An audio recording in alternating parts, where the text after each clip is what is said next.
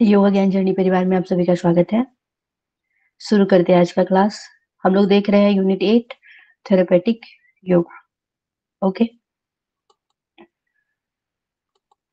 आज हम लोग देखने वाले हैं प्री मेनोपॉज के बारे में देखेंगे। ठीक है, प्री मेनोपॉज के बारे में देखने वाले हैं। अब ये प्री मेनोपॉज होता क्या है? तो रजोनिवृत्ति के आसपास होने वाला समय, उसे हम लोग क्या बोलते हैं? प्री मेनोपॉज बोलते हैं। ठीक है, रजोनिवृत्ति के आसपास होने वाला समय। ये जो आपका एक नेचुरल प्रोसेस है जिसमें महिला का शरीर जो है धीरे धीरे प्रजनन क्षमता खोने लगता है। तो यहाँ पे जो है धीरे धीरे महिलाओं का शरीर जो है प्रजनन क्षमता को खोने लगता है और इसे रजोनिवृत्ति संक्रमण यानी कि मेनोपॉज ट्रांजिशन कहते हैं। मासिक धर्म जो है 12 लगातार महीने ना आए तो मेनोपॉजल समाप्त हो जाता है। अगर 12 महीने तक लगातार पीरियड्स नहीं आता है तो माना जाता है कि उसको प्री मेनोपॉज जो है समाप्त हो चुका है।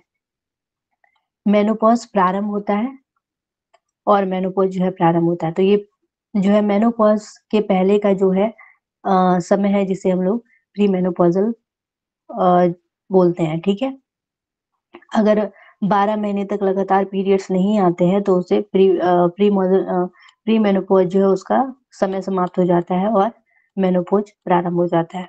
ठीक है, मेनोपॉज का समय, ये ध्यान रखना है यहाँ पे। अब यहाँ पे सिम्टम्स क्या देखेंगे, इसमें लक्षण क्या क्या नजर आएंगे? तो इरेगुलर पीरियड्स यहाँ पे होंगे, अनियमित पीरियड्स यानी चक्र का छोटा या फिर लंबा होना। या तो चक्र बहुत छोटा होगा या तो फिर लंबा होगा, या तो ज्यादा समय तक पीरियड्स होगा या तो होगा ही नहीं, या तो फिर बहुत कम होगा। अधिक, कभी अधिक मात्रा में रक्तस्राव तो कभी कम होगा। इस तरीके से फ्लो कभी हाई एंड कभी लाइट में होता है।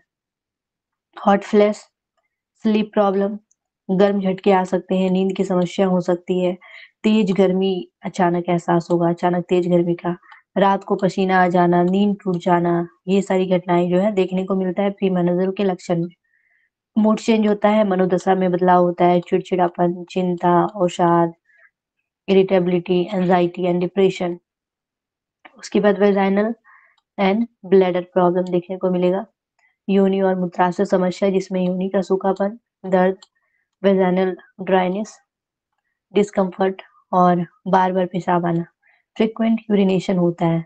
ठीक है, तो ये सब जो है सिम्टम्स देखने में आता है हमारा प्रीमेनोपॉजल के लक्षण में। एंड देन देखेंगे तो डिक्रीजिंग फर्टिलिटी, तो प्रजनन क्षमता में कमी आ जाती है, अंडोत्सर्ज अनियमित होता है, उसके साथ ही चेंज इन सेक्सुअल फंक्शन यानी कि यौन क्रिया में बदलाव होता है, यौन इच्छा में कमी होगी और सहवास में दर्द होगा। अब लॉस ऑफ बोन में क्या होता है? हड्डियों का पतला होना, यहाँ पे हड्डियां भी पतली होने लगती है जिसमें ऑस्टियोपोरोसिस का खतरा बढ़ जाता है। और कोलेस्ट्रॉल स्तर में परिवर्तन होता है, एलडीएल बढ़ जाता है और एचडीएल कम हो जाता है। ठीक है, और sorry lipo high deficiency lipoprotein और लो डेफिशिएंसी लिपोप्रोटीन जो है, तो यहाँ पे लो डेफिशिएंसी लिपोप्रोटीन जो है वो बढ़ता है और हाई डेफिशिएंसी लिपोप्रोटीन जो है वो क्या हो रहा है? कम हो रहा है। जिसकी संख्या हाई रहनी चाहिए वो जो है कम हो रही है और जो कम होना चाहिए वो क्या हो रहा है? तो वो अधिक हो रहा है। ठीक है, तो यहाँ इसमें डिफरेंस देखने को मिलता है। ओके, अब यहाँ पे प्री मेनोपॉजल के कारण कारण हम लोग देखेंगे, मेन काउज देखेंगे। ओके, डिक्लाइन इज एस्ट्रोजन, तो मुख्य कारण एस्ट्रोजन का घटना है।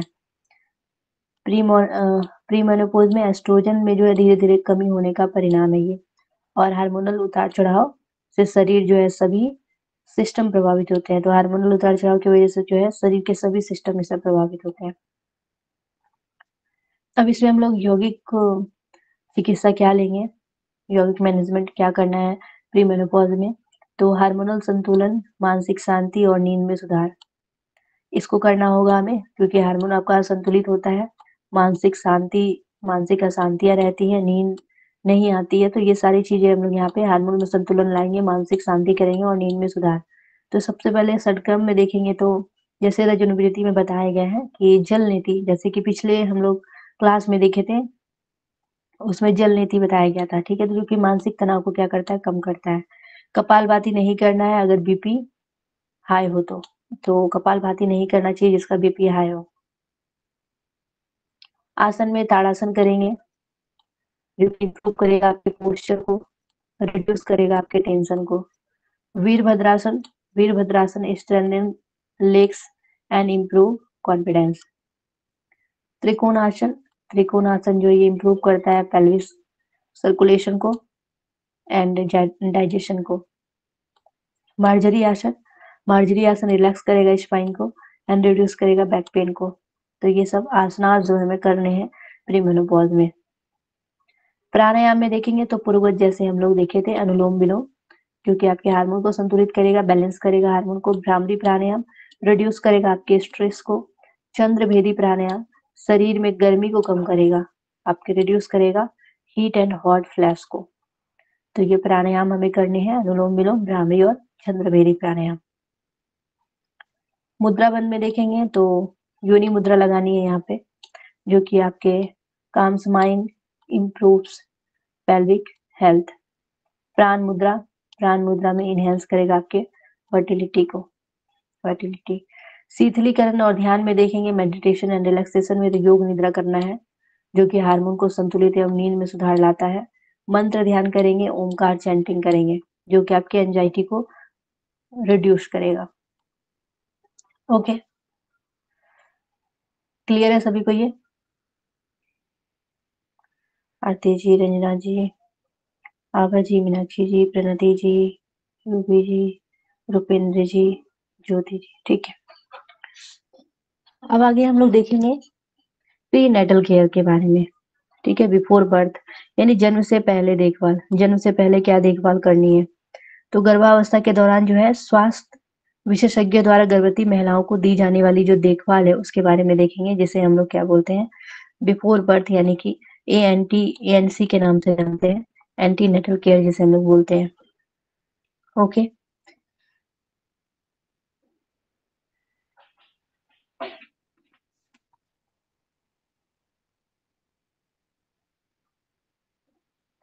सबसे पहले हम लोग देखेंगे इंपॉर्टेंट पॉइंट्स एएनसी का, यानी कि रेगुलर यहाँ पे चेकअप करवाना है, नियमित जांच करवाना होगा। जो भी महिलाएं प्रेग्नेंट है उसे नियमित जांच कराना है। डॉक्टर या फिर दाई जो मिडवाइफ होते हैं उसके साथ जो है नियमित अपॉइंटमेंट जो है लेते रहना है। BP, weight, fetal heart rate, heart rate sorry की जो है जांच करना है, मॉनिटरिंग करना है, बीपी का, वेट का, फेटल हार्ट रेट, ये सब जो है जांच करना है। और उसके बाद मॉनिटरिंग फिजियोलॉजिकल चेंज, तो जो हमारे शरीर में जो चेंज आ रहा है उसको जो है यहाँ पे निगरानी रखना है। गर्भाशय का जो है बढ़ना और साथ ही शरीर में रक्त की मात्रा का बढ़ना, तो ये सब मॉनिटरिंग करते रहना है कि क्या क्या क्रियाएं हमारे बॉडी में हो रही है। बायोलॉजिकल चेंजेस इवोल्यूशन करना है, जैविक परिवर्तन का मूल्यांकन करना है, यानी कि हार्मोनल बदलाव और रक्त परीक्षण करवाना है। उसके बाद prenatal nutrient nutrition and supplements, तो प्रीनेटल जो है पोषण और सप्लीमेंट्स लेना है, जिसमें फॉलिक एसिड, आयरन, कैल्शियम और प्रेगनेंसी मल्टीविटामिन जो है लेना पड़ता है। तो ये सारी चीज का ध्यान रखना है। हेल्थ एजुकेशन में जो है स्वास्थ्य शिक्षा में शारीरिक और भावनात्मक बदलाव के बारे में जानकारी, तो ये सारी जो है फिजिकल एंड इमोशनल जो चेंजेस होंगे उसके बारे में पहले से ही उसे जानकारी होनी चाहिए। अच्छा आहार लेना है, पानी ज्यादा पीना है, नींद और व्यायाम करना है। योगिक गाइडलाइंस क्या देंगे ड्यूरिंग जो है प्रीनेटल केयर, तो इसमें योग में केवल हल्के योगासन करवाना है, जितने भी जो है हल्के वाले योगासन है। ध्यान योग निद्रा कराना है, मेडिटेशन और भ्रामरी प्राणायाम। कठोर व्यायाम या फिर उल्टे आसन नहीं करने चाहिए, ठीक है, कठोर व्यायाम या फिर उल्टे आसन नहीं करना है। ओके, तो ये हमारा प्री नेटल केयर था। क्लियर है सभी को? बताइए।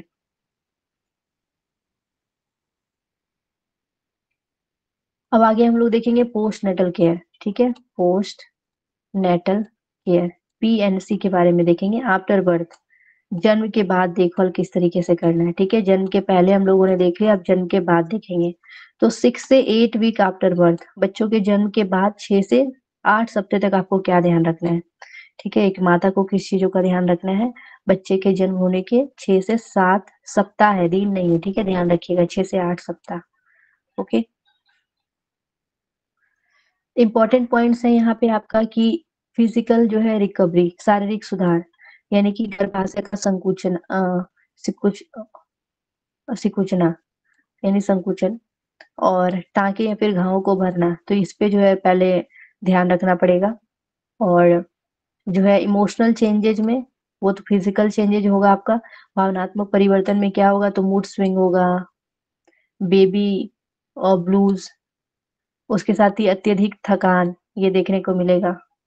और रेस्ट एंड न्यूट्रिशन में, आराम और पोषण में, तो उच्च प्रोटीन आहार लेना है उस समय, protein diet, high protein diet लेना है। प्रसव के बाद पर्याप्त जो है आराम करना जरूरी है महिलाओं को। वेजाइनल केयर करना है, योनि की देखभाल करना है, संक्रमण से बचाव करना है, और सफाई में सावधानी रखना है। ठीक है, हाइजीन का जो है महिलाओं को यहाँ पे ध्यान रखना है। उसके बाद इसमें योगा, जन्म के बाद जो है योगा पे किस तरीके से ध्यान देंगे, तो शुरुआत में केवल हल्के अभ्यास करना है, योग निद्रा देंगे, ध्यान मेडिटेशन करेंगे, गहरी श्वास डीप ब्रीथ करेंगे, पेल्विक फ्लोर एक्सरसाइज करेंगे हम लोग, ठीक है, पेल्विक फ्लोर एक्सरसाइज। तो शुरुआत में तुरंत डिलीवरी के बाद जो है कठिन आसन नहीं करवाए जाते हैं, ये ध्यान रखिएगा। क्लियर है सभी को? प्री एंड पोस्ट नेटल हम लोग देख चुके हैं। अब आप लोग ये बताइए कि न्यू टॉपिक शुरू करें या फिर कल वाला क्वेश्चन करवाएं, क्योंकि ये एक टॉपिक आपका पूरा क्लियर हुआ है।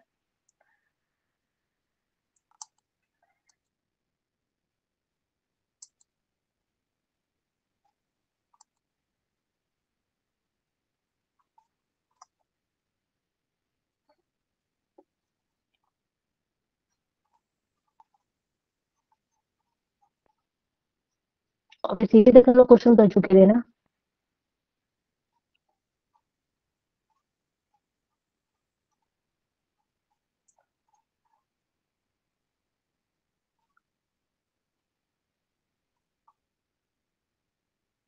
चलिए यहाँ से करते हैं क्वेश्चन। मोटापा किसका परिणाम है बताइए। Energy imbalance. Energy imbalance. तो एनर्जी इम्बैलेंस, ओके, ऑप्शन ही बहुत इजी था यहाँ पे। तो ऊर्जा का सेवन ऊर्जा खर्च करने से ज्यादा होना मोटापा होता है। बीएमआई का फुल फॉर्म बताइए। Body mass index. Body mass. Okay, body mass mass index, okay, बहुत अच्छा। बीएमआई पर व्यक्ति ओबेसिटी क्लास 1 में आता है। Option A 30 to 34। क्लास 1 क्या बोल, फिर से बताइएगा। ऑप्शन 32, बी है, ऑप्शन बी। 32, 34.9। बाकी लोग बताइए। B, option B. B, okay, Meenakshi ji भी दे रही हैं, बिल्कुल। तो 30 से 34.9 बीएमआई ओबेसिटी होगा, ठीक है, क्लास 1 में। पुरुष में कमर परिधि कितना होने पर जोखिम बढ़ जाता है, कितना होना चाहिए वेस्ट सरकमफेरेंस मेल में। 90 सेंटीमीटर। 90, B option. 102 सेंटीमीटर, ठीक है, 102 सेंटीमीटर। सेंट्रल ओबेसिटी किसे कहते हैं? पेट के आसपास का फैट। ऑप्शन सी। ओके, तो पेट के आसपास के फैट को सेंट्रल ओबेसिटी, ओके। मोटापा किस रोग के जोखिम को बढ़ा देता है? Type 2 diabetes.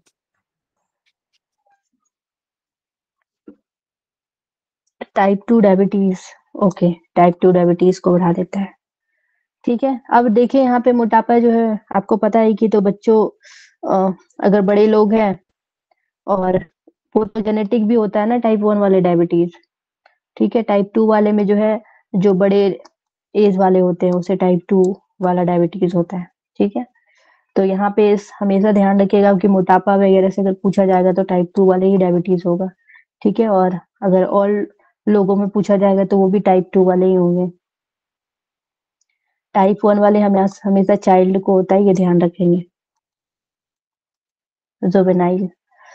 नेक्स्ट बताइए, निम्नलिखित में से कौन सा हार्मोनल समस्या मोटापा बढ़ाती है? High cortisol. बी और सी दोनों।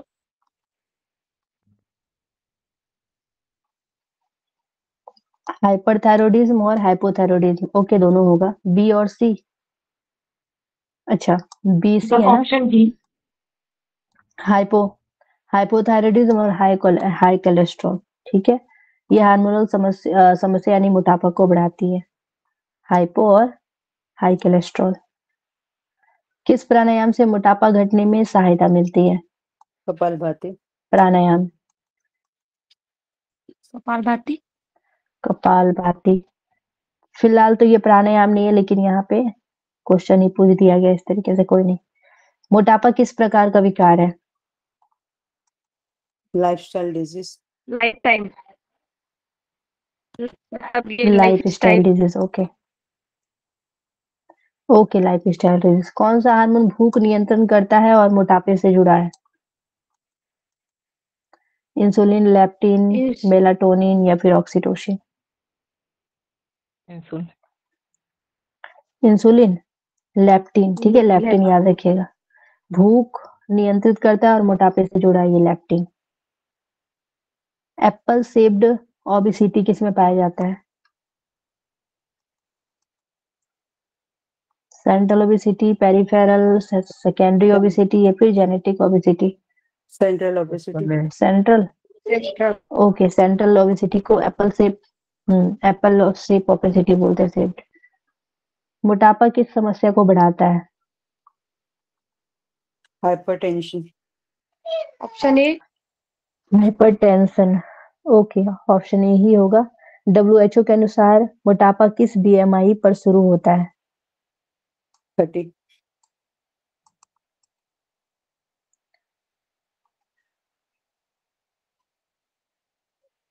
बताइए। 25। Option C. Greater than equal to 25 या फिर 30, greater than equal to 30? Greater than equal to 30, ठीक है। ये ओवर, इससे ज्यादा रहेगा तो वो ओवर हो जाएगा, ठीक है। लेकिन ओवर से भी ज्यादा रहेगा तो ओबिस 1, ओबिस 2, ओबिस 3 इस तरीके से आते हैं। निम्नलिखित में से कौन मोटापा मापने की विधि है?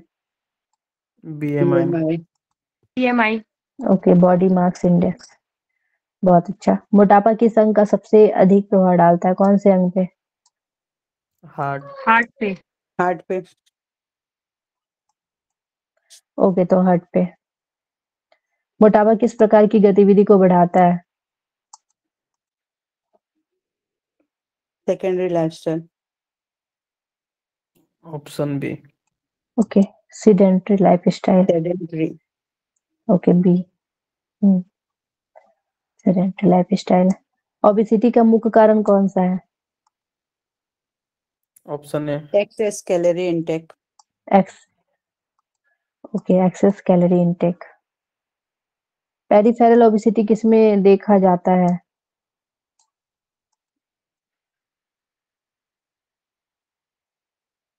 Option B. Hip and thigh, okay, B होगा। Fat in hip and thigh. Metabolism syndrome में क्या शामिल होता है? बताइए। मेटाबॉलिक सिंड्रोम में क्या शामिल होता है? हाई ब्लड सभी आएगा मैम। High blood pressure. सभी होगा ना, सभी होगा ना। कल ही तो मेटाबॉलिक सिंड्रोम देख रहे थे ना। हाई बीपी, ओबेसिटी, डायबिटीज, ये सारी चीज देखने में आएगा, ठीक है, उपरोक्त सभी। कौन सा योगासन मोटापा कम करने में सहायक है? कर्ण पीड़ासन। कर्ण पीड़ासन, ताड़ासन लेंगे। एक्चुअली कर्ण पीड़ासन तो वो कर भी नहीं पाएंगे आराम से तो। मोटापे किस अंग में फैट के संग्रह से पहचान में आता है? ऑप्शन ए। हम्म, adipose tissue. Adipose tissue, okay adipose tissue, बहुत अच्छा। ओबेसिटी किस सिस्टम को सबसे अधिक प्रभावित करता है? सर्कुलेटरी। बी, बाकी लोग ऑप्शन बी। बताइए। Sensory system, circulatory. चलिए सर्कुलेटरी सिस्टम ही होगा, ठीक है। कौन सी बीमारी मोटापे से सबसे अधिक जुड़ी है? Type 2 diabetes. Option A. Okay type 2 diabetes. चलिए मेटाबॉलिक सिंड्रोम से संबंधित क्वेश्चन है। मेटाबॉलिक सिंड्रोम को और किस नाम से जाना जाता है?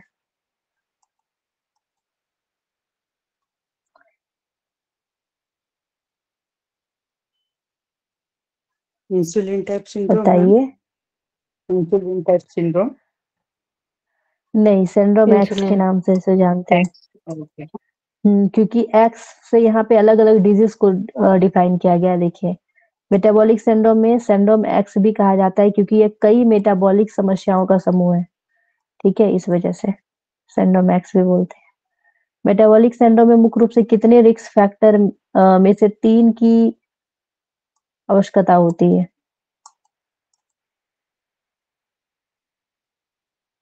4।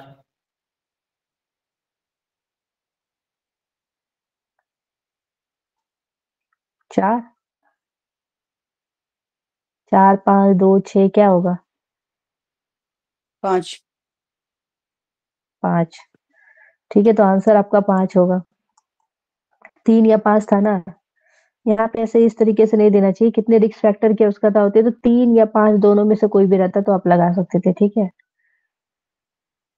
तो मेटाबॉलिक सिंड्रोम में 5 रिस्क फैक्टर में से कम 3 का होना आवश्यक है। यानी कि इस 5 में से इस तरीके से क्वेश्चन पूछा गया था कि मुख्य रूप से कितने रिस्क फैक्टर में से 3 की आवश्यकता होती है, तो 5 में से 3 की आवश्यकता होती है, ठीक है, 5 में से 3 की। नेक्स्ट बताना है मेटाबॉलिक सिंड्रोम का सबसे महत्वपूर्ण आधार क्या है?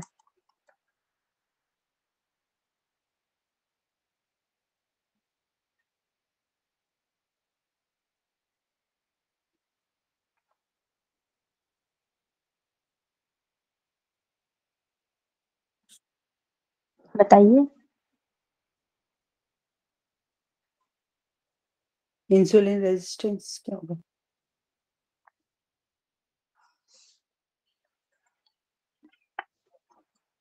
हाइपोग्लाइसीमिया है, इंसुलिन रेजिस्टेंट है, हाइपोकैल्सीमिया है, हाइपोटेंशन है, तो इंसुलिन रेसिस्टेंस।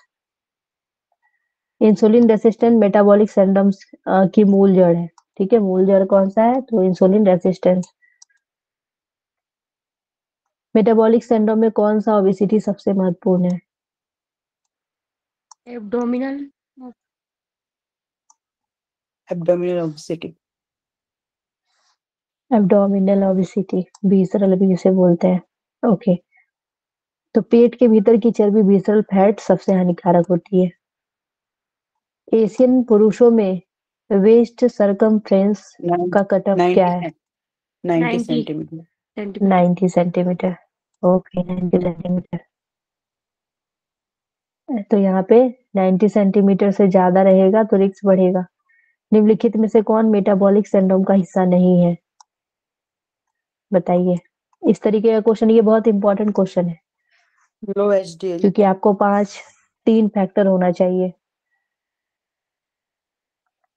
हाई ट्राइग्लिसराइड है, हाई बीपी है, हाई फास्टिंग ग्लूकोज है, लो एचडीएल है। तो यहाँ पे हाई हीमोग्लोबिन लिखा है, ठीक है, हाई हीमोग्लोबिन है ये। हाई हीमोग्लोबिन नहीं होगा, ठीक है, ये चीजें हम लोग नहीं देखे थे। हाई हीमोग्लोबिन मेटाबॉलिक सिंड्रोम से संबंधित नहीं है, ठीक है। High haemoglobin.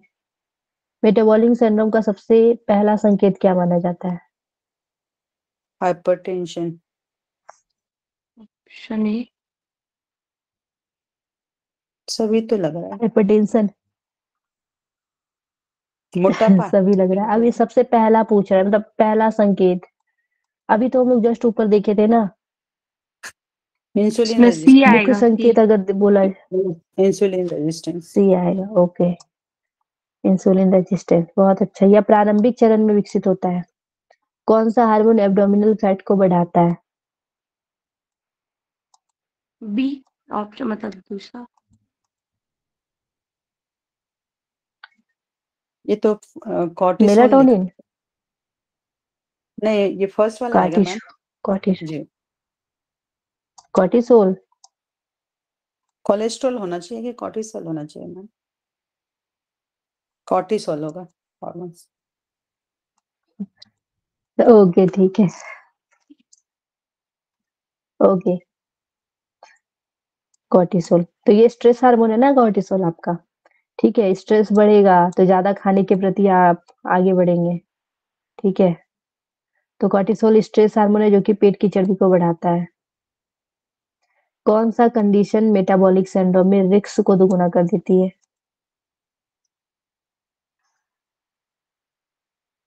High protein diet. Option A. सब हाई ऑप्शन यही प्रोटीन। बोलेंगे, बाकी लोग बताइए। High high protein. Family history, वही मैं सोच रही कोई बोल क्यों नहीं रहे फैमिली हिस्ट्री। फैमिली अगर पहले से जन्मजात है तो फिर ज्यादा समस्या देखने को मिलेगी ना, बढ़ने की समस्याएं ज्यादा ही रहेंगी।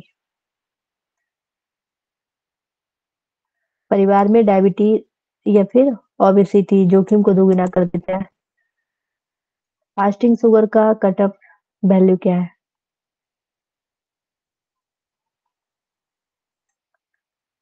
100 mg।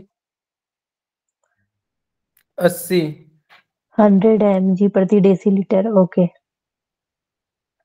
तो 100 mg प्रति डेसीलीटर डायग्नोस्टिक क्राइटेरियन।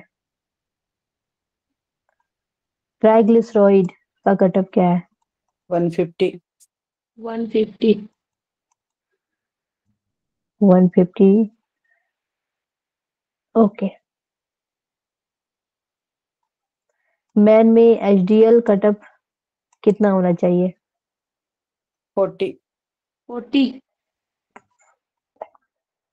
40 से कम, ओके। 40 से कम होना चाहिए।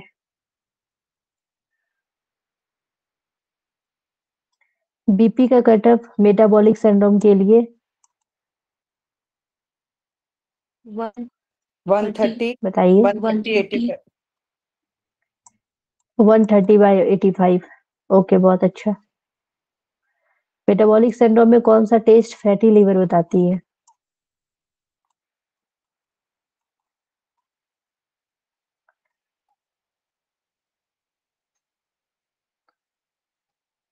Ultrasound abdomen.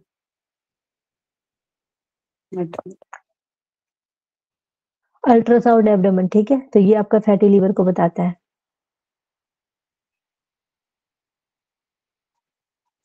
नेक्स्ट बताना है, मेटाबॉलिक सिंड्रोम में कौन सी अवस्था सबसे अधिक देखी जाती है? Low BP, hyper insulin. बताइए। Option B. Option B. Hyper insomnia, hypocalcaemia, option, okay. Hyper insomnia, ठीक है, हाइपर इंसोमेनिया। इंसुलिन रेसिस्टेंस के कारण शरीर एक्सेस इंसुलिन बनाता है जिससे हाइपर इंसोमेनिया कहते हैं। नेक्स्ट बताइए, मेटाबॉलिक सिंड्रोम जो है किस डिजीज का प्रारंभिक जो है कर्स है? टाइप 2 डिजीज का। Type 2 disease. Type 2 diabetes, okay. तो इस सिंड्रोम को आगे चलकर टाइप 2 डायबिटीज विकसित करता है ये सिंड्रोम आगे चलकर। नेक्स्ट आपको बताना है, एलिवेटेड वेस्ट सरकमफ्रेंस मुख्य रूप से किस प्रकार के फैट को दर्शाता है?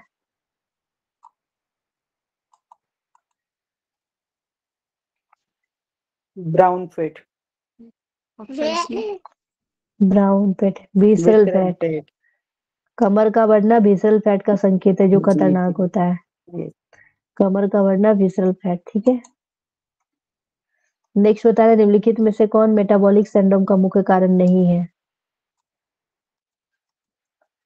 High High protein protein. diet.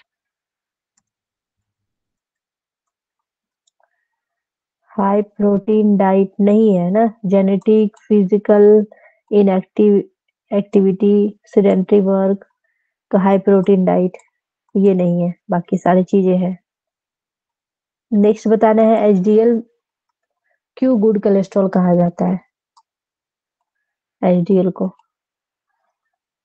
Cholesterol को फैट लिवर तक ले स्टोर जाता करता है, है। कोलेस्ट्रॉल को लिवर तक ले जाता है। ओके, कोलेस्ट्रॉल को लीवर तक ले जाता है, तो ये कोलेस्ट्रॉल को लीवर तक ले जाता है इस वजह से। एचडीएल शरीर से खराब कोलेस्ट्रॉल को हटाकर लीवर तक पहुंचाता है। नेक्स्ट बताना है मेटाबॉलिक सिंड्रोम में कौन सा कॉम्प्लिकेशन सबसे पहले विकसित होता है, फैटी लिवर। फैटी लिवर होगा। Fatty liver. ओके, तो फैटी लीवर बहुत जल्दी डेवलप होता है क्योंकि ये ट्राइग्लिसराइड बढ़ाता है। मेटाबॉलिक सिंड्रोम की वजह से स्ट्रोक का खतरा क्यों बढ़ता है, ब्लड क्लोटिंग। बी। ओके, तो ब्लड क्लॉटिंग बढ़ने से। नेक्स्ट, कौन सा साइटोकाइन विसरल फैट से नहीं निकलता है,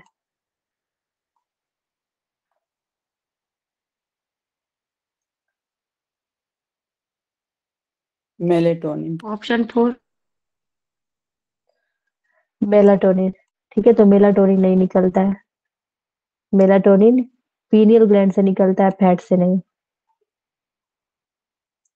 मेटाबॉलिक सिंड्रोम में कौन सा जो है लिपिड का सबसे अधिक बढ़ाता है, लिपिड को सबसे अधिक बढ़ाता है। Triglyceride. Okay, triglyceride.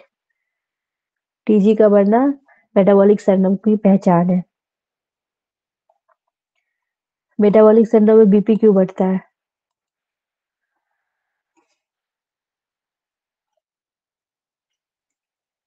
Insulin sodium retention बढ़ता है। Okay, B, insulin sodium retention बढ़ता है। इंसुलिन किडनी में सोडियम रोकता है जिसकी वजह से बीपी बढ़ जाता है। नेक्स्ट बताना है आपको इंसुलिन रेसिस्टेंस के कारण कौन सा प्रोसेस कम हो जाती है, दिख गया, सॉरी, ग्लूकोज अपटेक। ठीक है, इंसुलिन रेसिस्टेंस की वजह से जो है कौन सा प्रोसेस कम हो जाता है, तो ग्लूकोज का Uptake.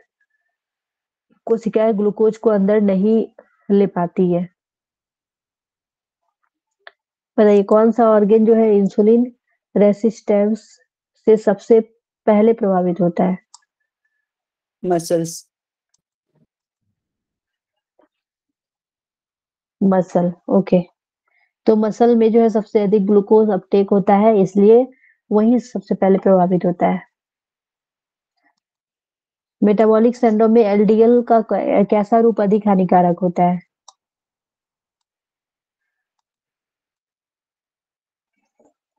Small dense LDL. Small dense LDL. Okay, small dense LDL, तो स्मॉल डेंस एलडीएल आसानी से धमनियों में जमा हो जाता है इसकी वजह से।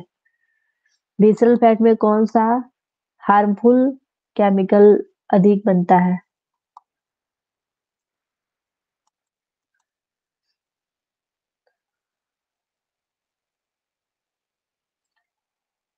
And TNF alpha. Alpha. TNL alpha सूजन बढ़ाता है और इंसुलिन रेसिस्टेंस वर्सन करता है। एचडीएल कम होने का मुख्य कारण क्या है, ट्राइग्लिसराइड का बढ़ना।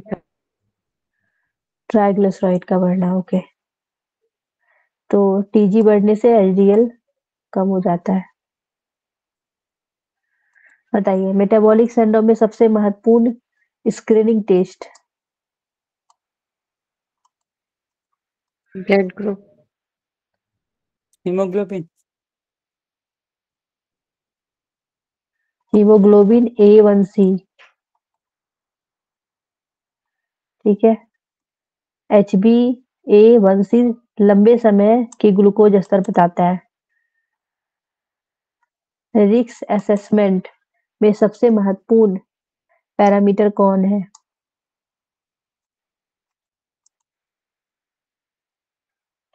Waste circumference, waist circumference.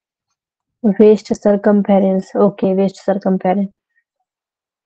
Central obesity metabolic syndrome का कोर है। फैटी लिवर की पुष्टि कैसे होती है? अल्ट्रासाउंड से। अल्ट्रासाउंड से, ओके। फैटी लिवर अल्ट्रासाउंड से पहचाना जाता है। मेटाबॉलिक सिंड्रोम का अर्लियर बायोकेमिकल मार्कर कौन है? High insulin. अर्लीस्ट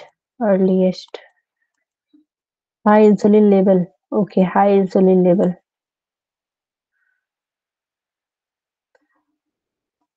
किस टेस्ट से इन्फ्लामेशन का पता चलता है? सीआरपी।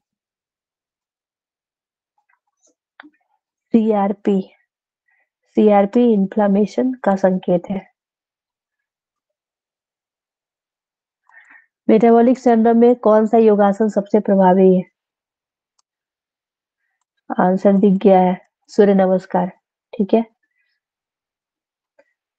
सूर्य नमस्कार फुल बॉडी वर्कआउट है, इस वजह से कैलोरीज बर्न करता है ये। इंसुलिन सेंसिटिविटी बढ़ाने वाला प्राणी है। इंसुलिन सेंसिटिविटी बढ़ाने वाला अच्छा, भस्त्रिका बढ़ाएगा। बताइए। भस्त्रिका या कपालभाति अनुलोम दो। विलोम, ठीक है।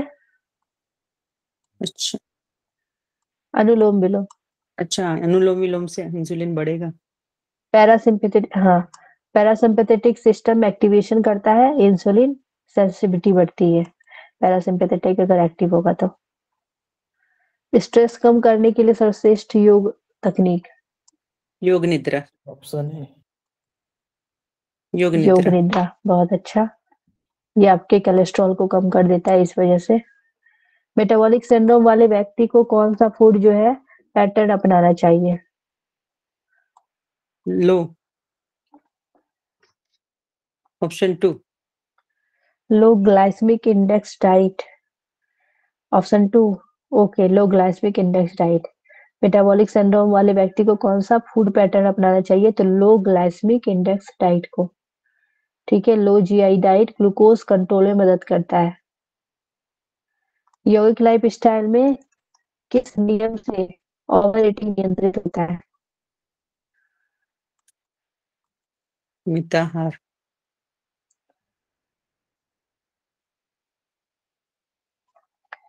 ओवर ईटिंग नियंत्रित होता है कौन से नियम से? मिताहार से ओवर ईटिंग होगा। ओके, मिताहार। मिताहार मिताहार संतुलित भोजन के नियम। नेक्स्ट देखेंगे, आपको बताना है कि मेटाबॉलिक सिंड्रोम में एचडीएल कम हो जाता है, और दूसरा बताया गया है ट्राइग्लिसराइड बढ़ने से एचडीएल का उपयोग बढ़ जाता है। दोनों एसेशन एंड से, रीजन वाले क्वेश्चन है, बताइए क्या होगा? दोनों से है। इन्वर्टर। ओके, तो ए और आर दोनों सही है, और आर ए का सही। तो ट्राइग्लिसराइड बढ़ने से एचडीएल कम होता है, दोनों कथन सही है। नेक्स्ट आपको बताना है, कार्टिसोल पेट की चर्बी बढ़ाता है, और सॉरी, कार्टिसोल पेट की चर्बी बढ़ाता है, कार्टिसोल ग्लूकोज अपटेक कम कर देता है। वही चारों ऑप्शन थे, यहाँ पे ए और आर दोनों सही होगा, और आर ए की सही व्याख्या है, ठीक है। ये मैचिंग वाले क्वेश्चन है, इसको एक साथ दिखाना पड़ेगा, 1 सेकेंड।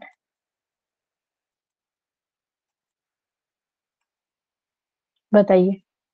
इंसुलिन रेसिस्टेंस, लो एचडीएल, हाई टीजी मतलब ट्राइग्लिसराइड, सेंट्रल ओबेसिटी, ऑप्शन दिया गया विसरल फैट, दूसरा दिया गया है रिजर्व कोलेस्ट्रॉल ट्रांसपोर्ट रेड्यूस, उसके बाद है हाइपर इंसुलिन और लिपिड एक्युमुलेशन। क्या होगा आंसर बताइए। इंसुलिन रेजिस्टेंस का तो मैम आ जाएगा ये हाइपर इंसुलिनिया, है ना। बताइए। एक का 3 लो HDL का आ जाएगा। चलिए आंसर अब आपने सही दिया, करेक्ट मैच ही नीचे दिया है, ए का 3 हो जाएगा। ठीक है, इंसुलिन रेसिस्टेंस का क्या हो जाएगा, तो आपके हाइपर हाइपर इंसुलिमेनिया और लो एचडीएल का हो जाएगा रिजर्व कोलेस्ट्रॉल ट्रांसपोर्ट रेड्यूस, लो एचडीएल। C का हाई 4 ट्राइग्लिसराइड तो ये लिपिड लिपिड का एक्यूमुलेशन करेगा। सेंट्रल ओबेसिटी, हाँ सेंट्रल ओबेसिटी जो है विसरल फैट को दिखाता है। बताइएगा, यहाँ पे आंसर दे दिया है। फैटी लीवर मेटाबॉलिक सिंड्रोम का हिस्सा है, इंसुलिन रेसिस्टेंस लीवर में फैट जमा करता है। दोनों बातें सही है गलत है। सबसे सही नीचे है वाला question, fatty liver metabolic syndrome का ओके, हिस्सा तो करेक्ट है फैटी वो भी। लीवर जो है मेटाबॉलिक सिंड्रोम का हिस्सा है और इंसुलिन रेसिस्टेंस लीवर में फैट जमा करता है, ये भी सही बात है। मैच करने वाला क्वेश्चन है, बताइए। सूर्य नमस्कार, अनुलोम विलोम, योग निद्रा, भुजंगासन, मैच करना है।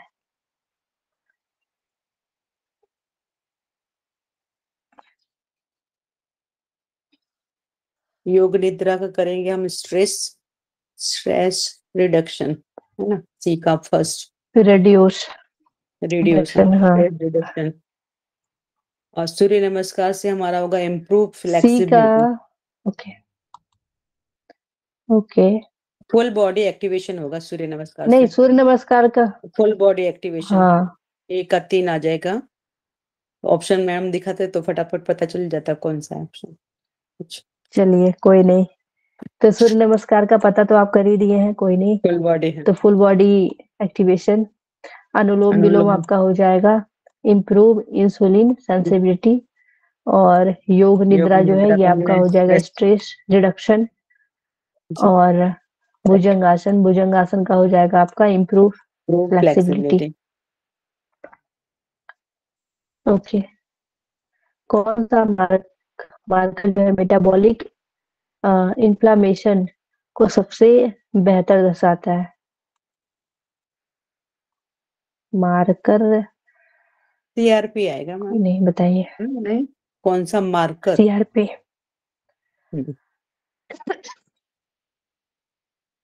सीआरपी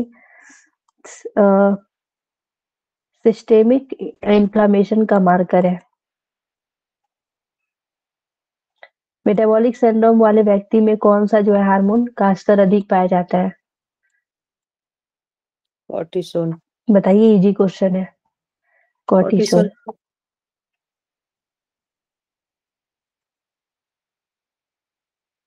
कौन सा factor small dense LDL formation बढ़ाता है।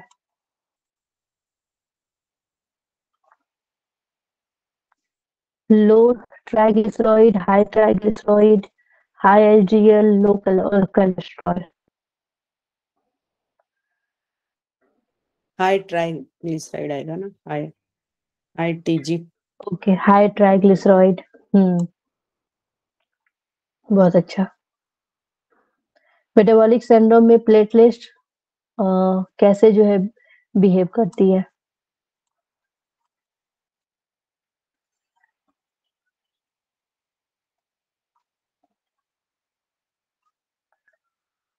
आ सकता है इसमें ज्यादा ज्यादा। स्ट्रिकी प्लेटलेट्स अधिक स्ट्रिकी होकर क्लॉट बनाती है। मेटाबॉलिक सिंड्रोम में लॉन्ग टर्म सबसे गंभीर कॉम्प्लिकेशन कौन सा है? लॉन्ग टर्म में सबसे गंभीर complication skin tanning, heart attack, nail growth heart attack, या फिर हार्ट मेमोरी अटैक, शार्पनेस।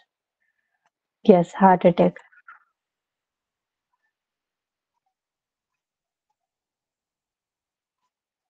बताइए, कष्टात्रय का सरल अर्थ क्या है? अनियमित मासिक डोमिनेशन, धर्म या दर्द मासिक धर्म। B, painful. Painful menstruation. Okay, तो दर्दनाक मासिक धर्म, कठिन मासिक प्रवाह और इसमें के मुख्य लक्षण पेट में ऐंठन एवं दर्द होता है। बताइए, डिस्मेनोरिया में कितने कारण होते बताए गए हैं, कितने प्रकार बताए गए हैं?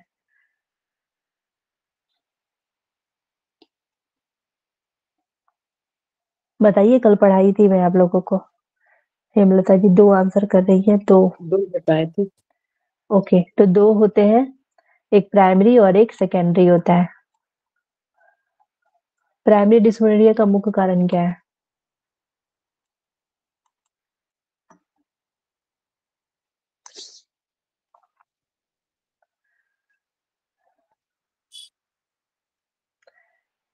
प्रोस्टाग्लैंड्स में वृद्धि। ओके, प्रोस्टाग्लैंडिन की वृद्धि, यही होगा आंसर बी। ठीक है, प्रोस्टाग्लैंडिन की वृद्धि। प्राइमरी डिस्मेनोरिया में प्रोस्टाग्लैंडिन बढ़ जाते हैं, जिससे गर्भाशय की मांसपेशियों में तेज संकुचन और दर्द होता है। सेकेंडरी में बताइए मुख्य कारण क्या है? Dysmenorrhoea. Fibroids, endometrium. Fibroids. Okay, endometriosis, PID और ओवेरियन सिस्ट, ये चारों आ जाएंगे, पांचों। ठीक है, fibroid, endometriosis, PID, ovarian cyst. तो सेकेंडरी डिस्मेनोरिया में जो अंडरलाइनिंग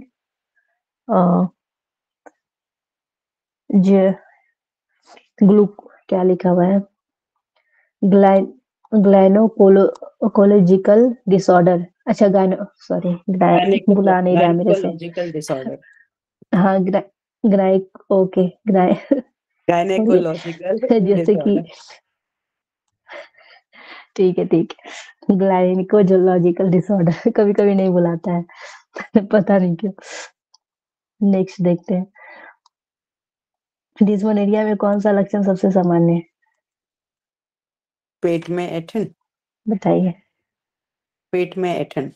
पेट में ऐंठन, ओके, यही होगा, पेट में ऐंठन। बाकी तो आगे 6 नंबर, कौन सा योगासन सबसे लाभकारी है? बताइए, कष्टात्रय में।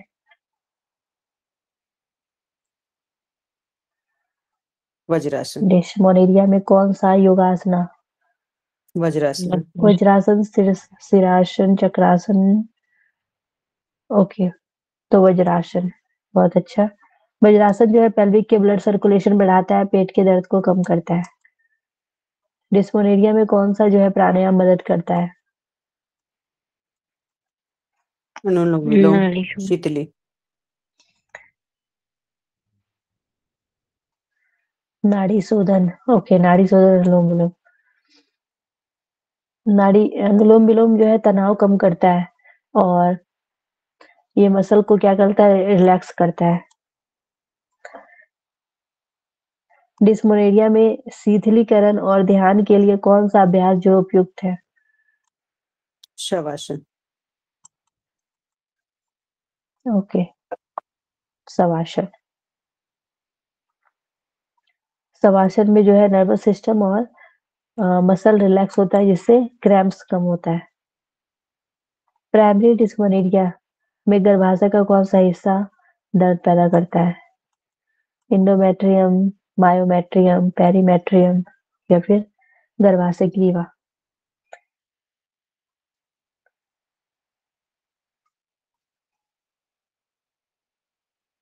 बताइए।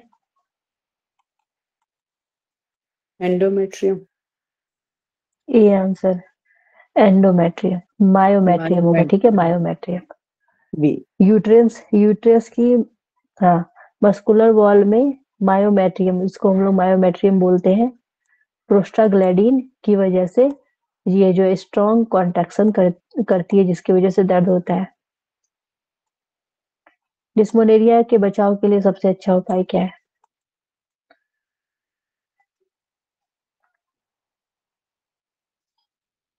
रेगुलर योगा। हाँ, रेगुलर योगा, बाकी ऑप्शन तो बर्बाद है।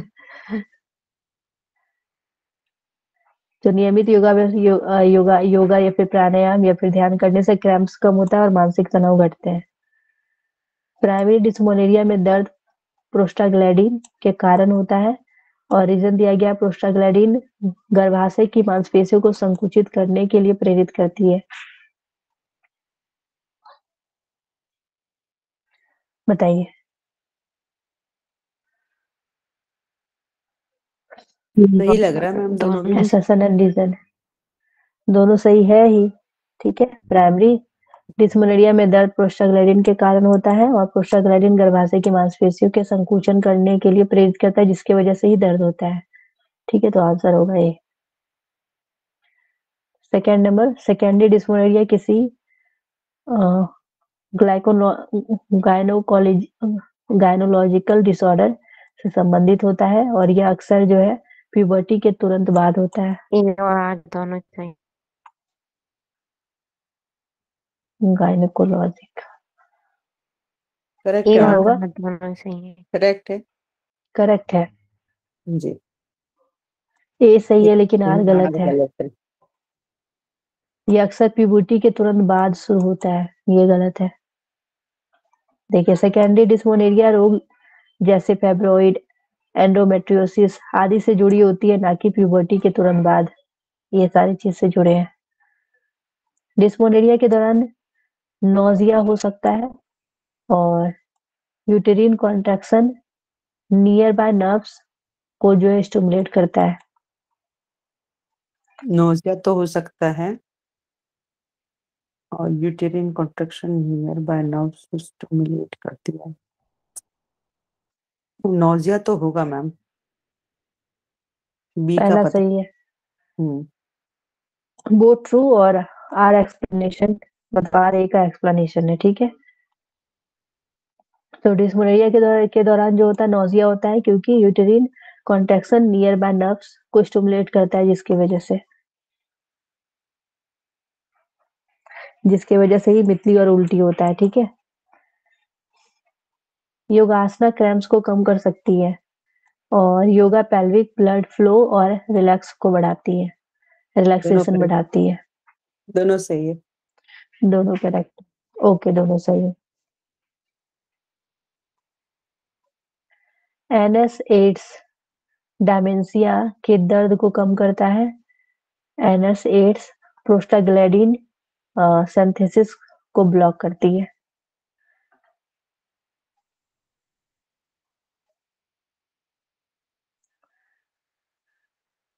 चलिए, इसके बारे में आप लोग नहीं पढ़े हैं, ठीक है। ये दवा है, तो आपका आंसर यहाँ पे ए हो जाएगा, ठीक है। ए और आर दोनों सही और आर ए की सही व्याख्या करता है। तो जो एनएस एड्स जो है ये डिस्मेनोरिया के दर्द को कम करता है और प्रोस्टाग्लैंडिन सिंथेसिस को ब्लॉक करता है। नेक्स्ट बताना है, सेकेंडरी डिस्मेनोरिया में यूट्रस की मसल कॉन्ट्रैक्शन मुख्य कारण नहीं है और दर्द जो है अंडरलाइनिंग पैथोलॉजी के कारण होता है।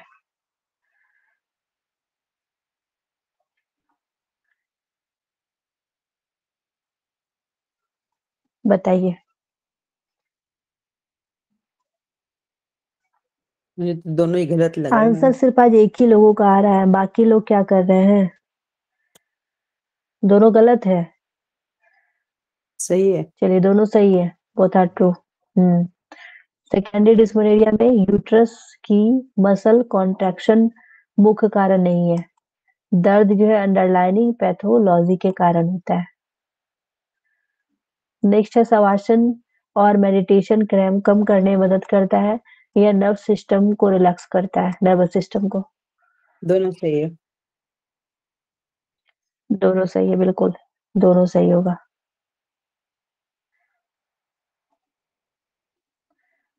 OCPS डायमेंशिया में उपयोगी होता है, सॉरी डिस्मोनेरिया में उपयोगी होता है। यह हार्मोन बैलेंस बनाए रखते हैं। कॉन्ट्रासेप्टिव्स मैडम तो सही है मैम ये। Okay, both are true.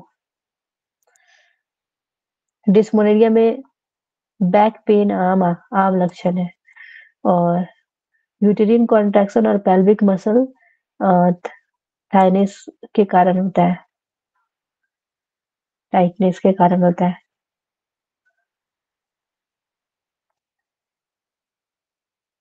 Correct है मैम। Correct, okay. तो बोथ आर करेक्ट, क्योंकि यहाँ पे डिस्मोनेरिया में बैक पेन आम लक्षण है। किसकी वजह से होता है? तो यूट्रिन कॉन्ट्रैक्शन और पेल्विक मसल टाइटनेस के वजह के कारण। प्राइमरी डिस्मोनेरिया का इलाज सर्जरी से किया जा सकता है, और NSAIDs और योगा अक्सर पर्याप्त होते हैं।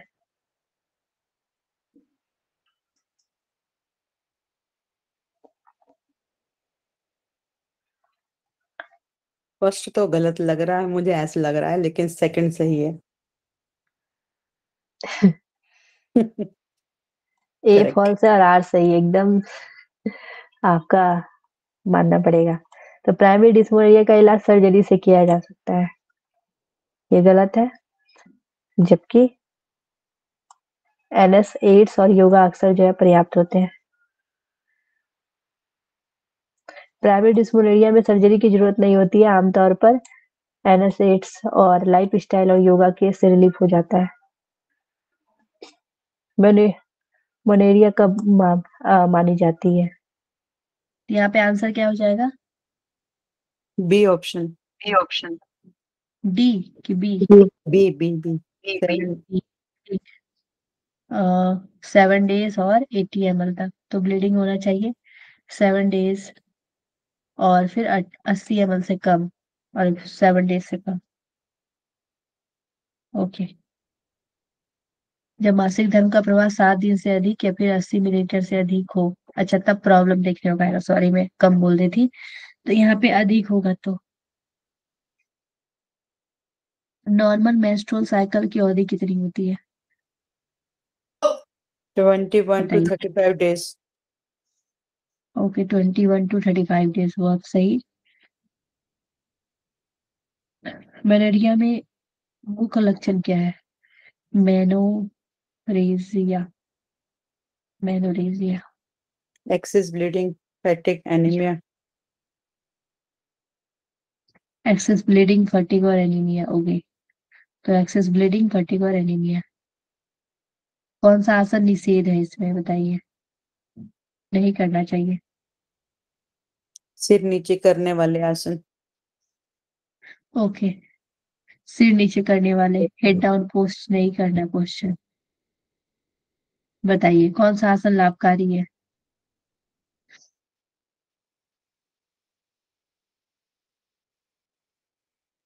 पादहस्तासन। पादहस्तासन। ओके,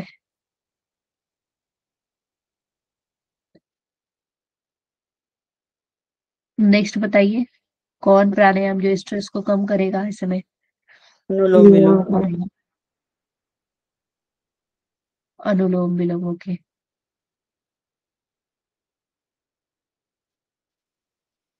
मोनेरिया में नाइट स्वेट्स सामान्य है या नहीं?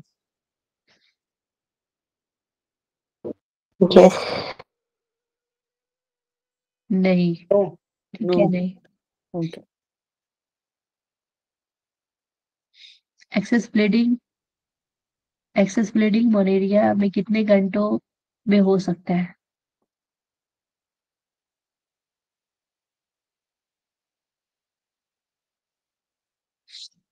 एवरी 1 to 2 hours, लगभग प्रत्येक 1-2 घंटे।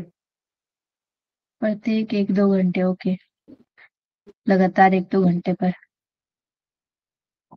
मोनेरिया में फटीग क्यों होता है? प्रकार की होती है?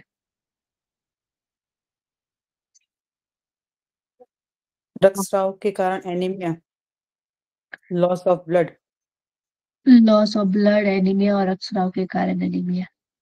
ओके, पहला ही answer loss loss of blood.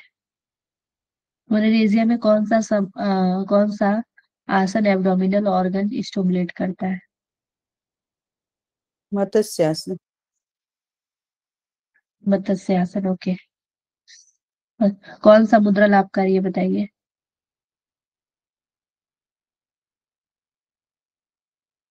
Ma'am ये पद्म मुद्रा पद्म मुद्रा, योग मुद्रा। याग मुद्रा होगा मैम, नीचे झुकेंगे। योग मुद्रा, मुद्रा। ओके। मोनालिसिया में कौन सा लाइफ स्टाइल जो है उपाय मदद करता है? संतुलित आहार और आराम, संतुलित आहार और आराम। Okay, balance diet and rest. कौन सा सिम्टम्स नहीं है बताइए मोनालिसिया का? हॉट फ्लैशेस, क्या नहीं है?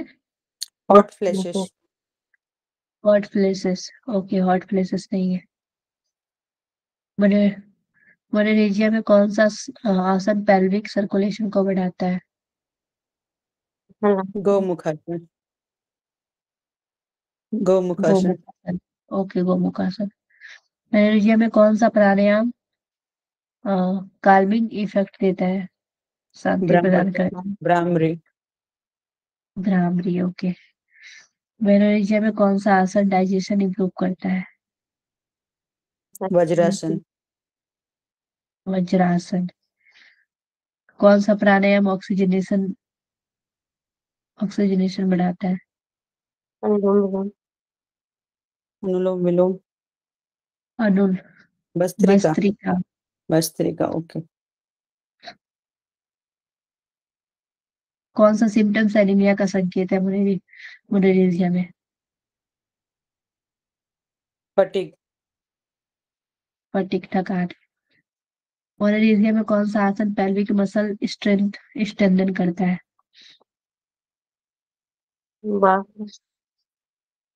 व्याघ्रासन, व्याघ्रासन। ओके। सिंहासन कोई लिखा है ना, सिंहासन ही है ना मैम? ये ना, ये शीर्षासन है। नहीं नहीं, फर्स्ट व्याघ्रासन है ना, सिंहासन है ना वो। हाँ, नहीं, सिंहासन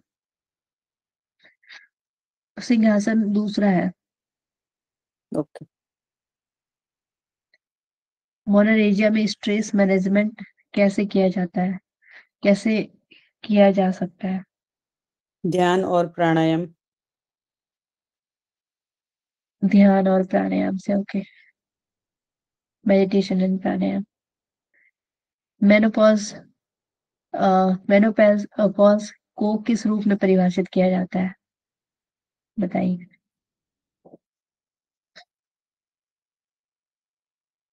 12 महीने तक लगातार, अच्छा 12 महीने के लिए रुक जाना, सी ऑप्शन।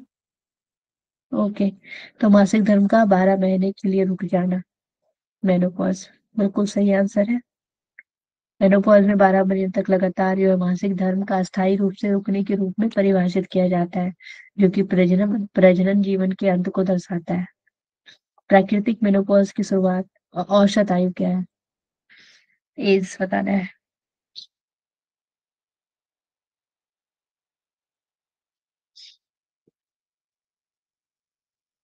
एज बताइए। 45 से नेचुरल 55। मेनोपॉज 45 से 55। ठीक है, 45 से 55। प्राकृतिक मेनोपॉज की औसत आयु जो है 51 वर्ष है, और सामान्यतः 45 से 55 वर्ष के बीच। मेनोपॉज के दौरान कौन सा हार्मोन महत्वपूर्ण रूप से काम करता है? Estrogen, estrogen. Okay, oestrogen.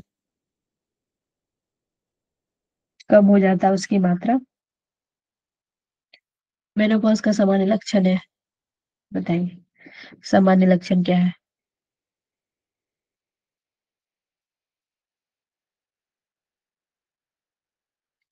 Increase fertility,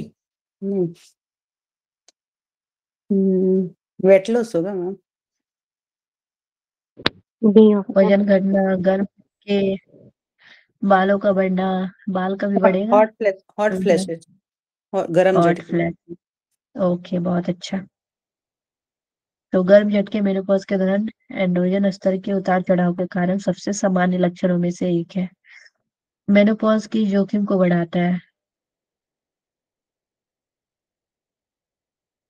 osteoporosis, diabetes, hyperthyroidism, asthma. Osteoporosis. Osteoporosis, okay, बहुत अच्छा। हड्डियां कमजोर हो जाती है। मेनोपॉज के दौरान एस्ट्रोजन के स्तर में कमी से हड्डियां के घनत्व को कम कर देता है, जिससे अस्थि संधिवात का जोखिम बढ़ जाता है। नेक्स्ट बताना है, प्राकृतिक मेनोपॉज से पहले अंडाशय की सल क्रिया से निकासी किसे उत्पन्न करती है? Pre mature menopause. Okay, pre mature menopause, बहुत अच्छा ये आंसर। तो दोनों अंडाशयों की सल क्रिया में एस्ट्रोजन का अचानक गिरना होता है, जिससे अल्पकालिक मेनोपॉज उत्पन्न होता है। नेक्स्ट बताना, निम्नलिखित में से कौन सा मेनोपॉज का लक्षण नहीं है?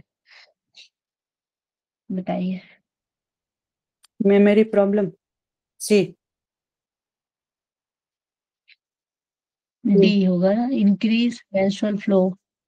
मासिक धर्म के प्रभाव में वृद्धि तो होगा, कम होगा ना, तो बंद हो जाता है। मेनोपॉजल मासिक धर्म के बंद होने का कारण बनता है, इसलिए मासिक धर्म प्रभाव में वृद्धि लक्षण नहीं है। मेनोपॉज में हार्मोन हार्मोन रिप्लेसमेंट थेरेपी का उपयोग किस लिए किया जाता है? HRT, hormone reduce replacement. Menopausal symptoms. Reduce menopausal symptoms. Okay, तो मेनोपॉज के लक्षण को कम करने के लिए HRT एस्ट्रोजन की पूर्ति करके गर्म झटके, मूड के बदलाव और अस्थि संधिवात जैसे लक्षणों को कम करने में मदद करता है। नेक्स्ट है, मेनोपॉज किस मानसिक लक्षण से जुड़ा होता है? उत्साह, अवसाद, प्रेरणा में वृद्धि, भ्रम। डिप्रेशन। Depression, okay, depression. तो मेनोपॉज हार्मोन बदलाव विशेष रूप से कम एस्ट्रोजन के कारण मूड में उतार चढ़ाव और अवसाद उत्पन्न करता है। मेनोपॉज से पहले का चरण क्या कहलाता है? Pre menopause. Pre menopause, okay, ये आंसर प्री मेनोपॉज।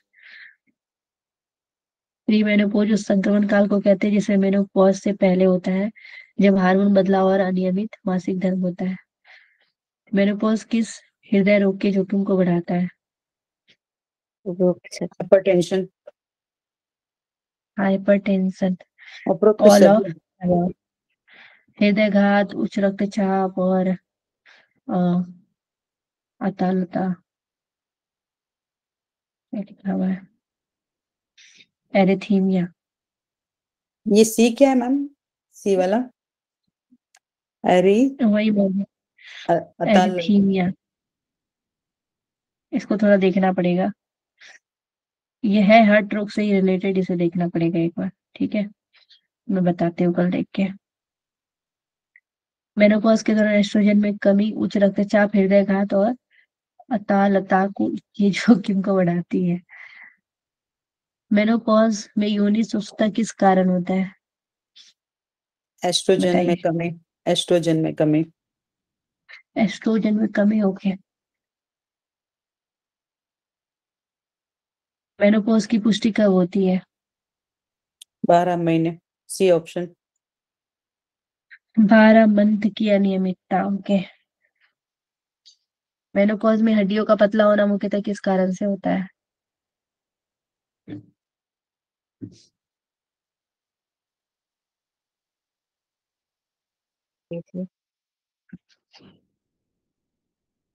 एस्ट्रोजन की कमी, वही होगा ना। मैम बोला लेकिन माइक बंद करके बोला वो। ओके।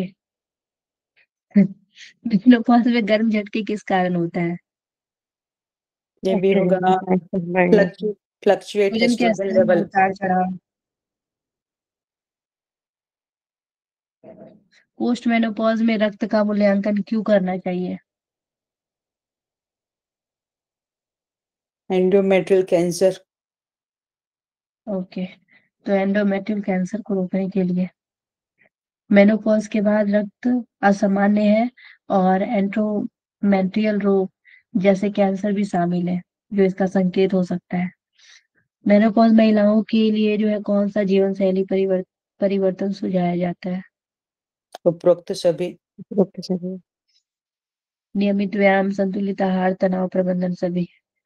ओके। मेनोपॉज के दौरान कौन सा मूड लक्षण सामान्य है? उपरोक्त सभी सभी। सभी सभी। सभी। Anxiety, irritability, depression. मेनोपॉज में अस्थि संधिवात को रोकने के लिए कौन सा पोषक तत्व सबसे महत्वपूर्ण है? क्या लेना विटामिन चाहिए? B12. Vitamin B12. Calcium. Calcium लेंगे ना। कौन सा अल्पकालीन मेनोपॉज माना जाता है? Before 40 years.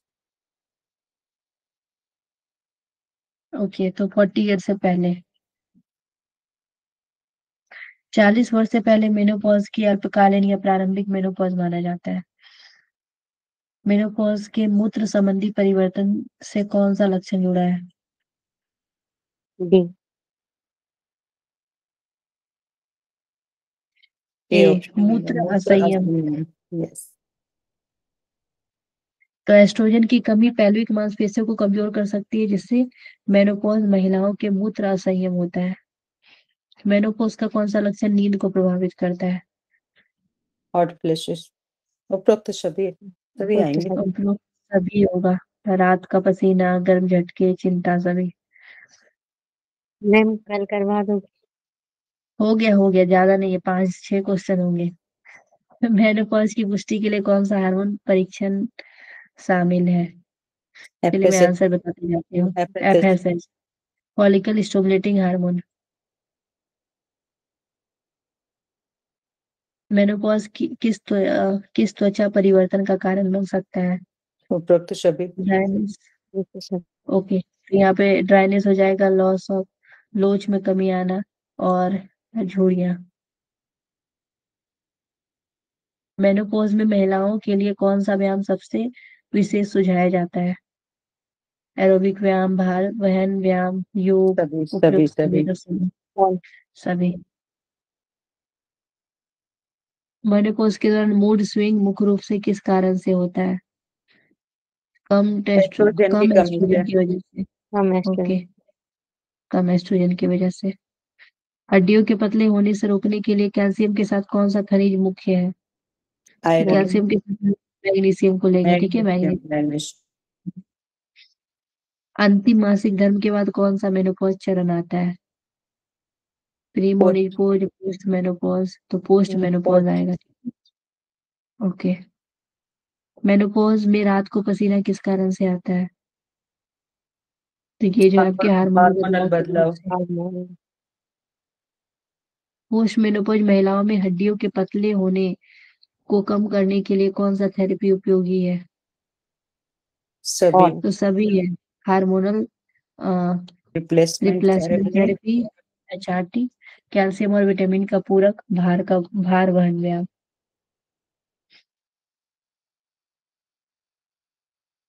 प्री मेनोपॉजल कब शुरू होता है? अंतिम मासिक धर्म से कई वर्ष पहले। Option D. अंतिम मासिक धर्म। प्री मेनोपॉज का मुख्य कारण क्या है? एस्ट्रोजन का चाहिए। कम होना। एस्ट्रोजन का कम कम होना। होना। निम्नलिखित में से कौन सा एक प्रमुख लक्षण है? Irregular periods. इर्रेगुलर पीरियड्स, अनियमित पीरियड्स। ओके। प्री मेनोपॉज कब समाप्त होता है? लगातार 12 मंथ पीरियड ना आने पर। दान पर। किस प्राणायाम से हार्मोनल संतुलन में मदद मिलती है? कपालभाति, अनुलोम विलोम, भस्त्रिका या सुरभिदी? तो अनुलोम अनुलोम विलोम। ANC का ANC is related to antenatal care होता है ना, बच्चों के जन्म से पहले, गर्भावस्था के दौरान। गर्भावस्था के दौरान। यस। तो ANC गर्भावस्था के दौरान दी जाने वाली देखभाल है। ANC का मुख्य उद्देश्य क्या है? माता और भ्रूण की निगरानी। ओके, माता और भ्रूण की निगरानी, बहुत अच्छा। ANC में कौन सा जो है सप्लीमेंट सबसे आवश्यक है? Folic acid. फॉलिक एसिड, बहुत अच्छा। ANC में नियमित जांच चेकअप कब कब तक आवश्यक है? पहले 12 पूरे गर्भाशय के काल में। पूरे गर्भाशय के काल में। जी। गर्भावस्था में कौन सा योगासन सुरक्षित है? तितली आसन। शीर्षासन, तितली आसन। तितली आसन। ओके, तितली आसन। PNC प्रीनेटल की अवधि कितने समय की होती है? 3 तो महीने। 6 से 8 सप्ताह। जी। डिलीवरी के बाद 6 से 8 सप्ताह। 8 सप्ताह। PNC का मुख्य उद्देश्य क्या है? माँ की शारीरिक रिकवरी। माँ की शारीरिक रिकवरी, बहुत अच्छा। पोस्ट पार्टम डिप्रेशन किससे संबंधित है? प्रसव के बाद हार्मोनल बदलाव। प्रसव के बाद हार्मोनल बदलाव, पोस्टमार्टम डिप्रेशन। PNC में कौन सा योग तकनीक सबसे सुरक्षित है? योग निद्रा। योग निद्रा। ओके। डिलीवरी के बाद किस पोषक तत्व की आवश्यकता अधिक होती है? Sodium, iron? Iron. Iron. Okay, complete हो गया।